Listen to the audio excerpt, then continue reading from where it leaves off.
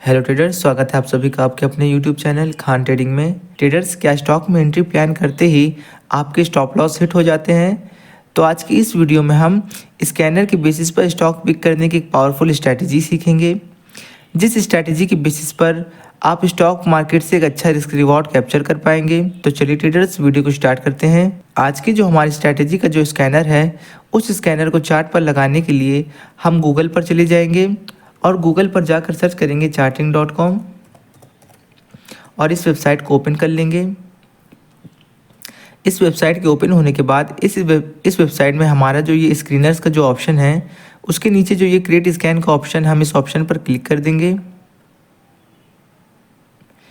Create option पर click करने के बाद हमारे सामने कुछ इस तरह का इंटरफेस ओपन होगा।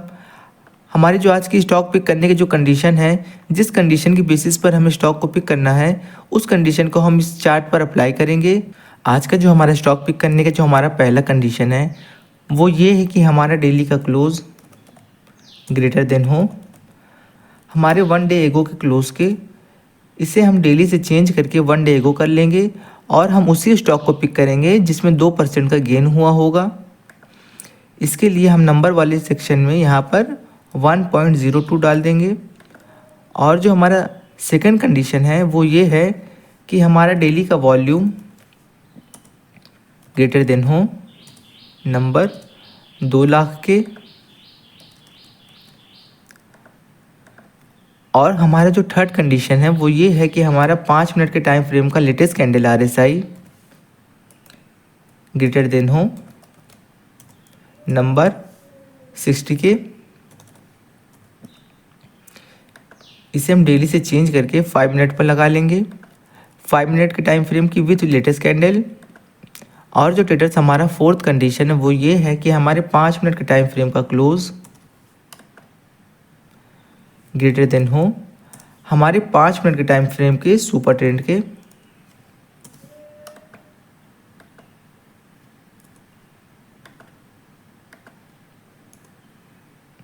इसमें भी जो हमारा कैंडल रहेगा वो लेटेस्ट कैंडल रहेगा।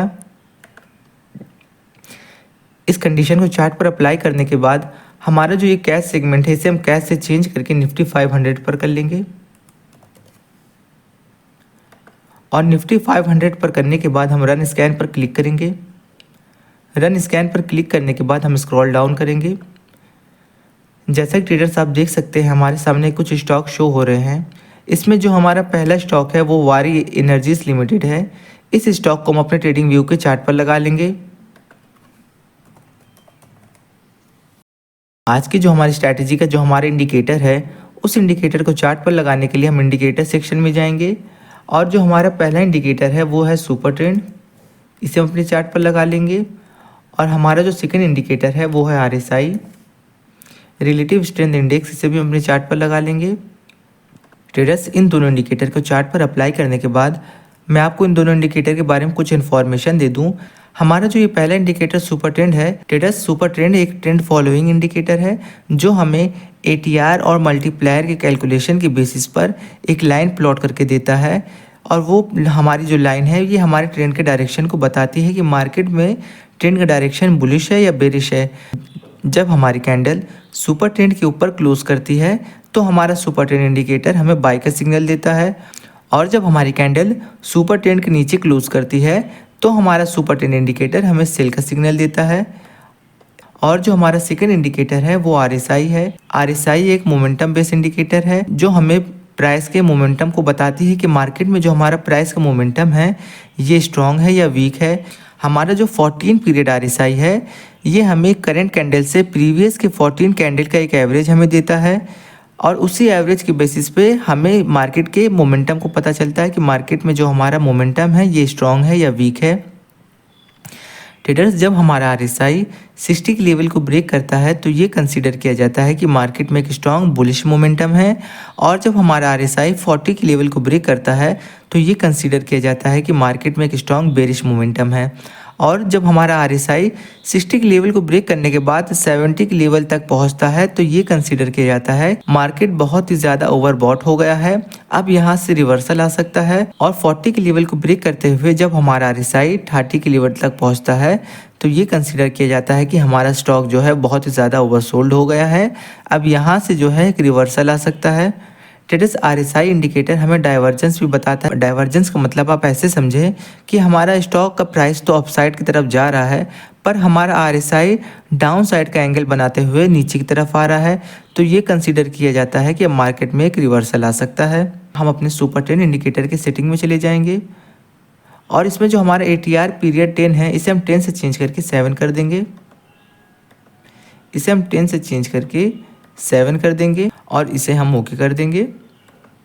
और हमारे RSI की सेटिंग में हमारा जो RSI लेंथ है वो 14 का रहेगा और इसकी सेटिंग में जो हमारा अपर बैंड है RSI और लोअर बैंड वो 60 और 40 का रहेगा। इसे भी हम ओके कर देंगे। ट्रेडर्स चलिए इस पर बात कर लेते हैं कि हमें ट्रेड कैसे प्लान करना है और ट्रेड प्लान करने के बाद हमें अपना स्टॉप लॉस कहाँ लगाना है और हमें कितना रिस्क रिवॉर्ड कैप्चर करना है। ट्रेडर्स इन कंडीशन के बेसिस पर हमें वही स्टॉक फिल्टर होके मिलते हैं जिसमें एक हाई वॉलेटाइल मूव आने वाला होता है। ट्रेडर्स जब हमारे RSI ने 60 के लेवल को ब्रेक किया और हमारे सुपर ट्रेड इंडिकेटर ने हमें बाय का सिग्नल दिया तो इस कंडीशन में हम स्टॉक में एंट्री प्लान करने के बाद अपने स्टॉप लॉस को सुपर ट्रेंड इंडिकेटर के नीचे लगाएंगे थोड़ा बफर करके।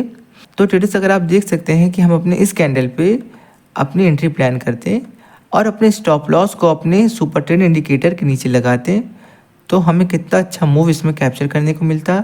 1:4 के लगभग का ट्रेडर्स हमें इसमें रिस्क रिवॉर्ड कैप्चर करने को मिलता। ट्रेडर्स ये एक बहुत ही पावरफुल स्ट्रैटेजी है। इस स्ट्रैटेजी की आप बैक टेस्टिंग ज़रूर करें। ट्रेडर्स मैं इस स्कैनर का लिंक वीडियो के डिस्क्रिप्शन में ऐड कर दूंगा ताकि आप डायरेक्ट लिंक पर क्लिक करके इस स्कैनर को अपने चार्ट पर अप्लाई कर पाएँ। ट्रेडर्स ये एक बहुत ही पावरफुल स्ट्रैटेजी है। इस स्ट्रैटेजी की बेसिस पे हमें जो स्टॉक फिल्टर होकर मिलते हैं तो वो एक बहुत ही हाई वॉलेटाइल वाले स्टॉक मिलते हैं जिसमें एक हाई मोमेंटम आने वाला होता है।